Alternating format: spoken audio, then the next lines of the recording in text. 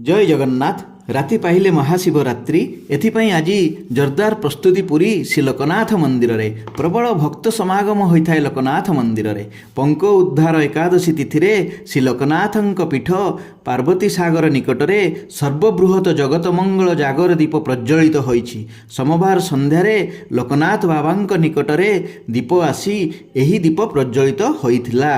ଏହି ଦୀପର ଲମ୍ବ 6 ଫୁଟ, ଓସାର 4 ଫୁଟ, ଗଭୀରତା 3 ଫୁଟ। ଲଗାତାର 3 ଦିନ ଧରି ଏହି ଦୀପର ପ୍ରାୟ 3 କ୍ୱିଣ୍ଟାଲ ଗୁଆ ଘିଅ ଜଳାଯିବ। ଲୋକନାଥଙ୍କର ମହାଦୀପ ଉଠିବା ପରେ ଏହି ଦୀପ ପାର୍ବତୀ ସାଗରରେ ବିସର୍ଜନ କରାଯିବ। ଏଥିରେ ପ୍ରାୟ 12 ଇଞ୍ଚ ଗୋଲେଇର 100 ଫୁଟ ବଳିତା ଜଳୁଛି।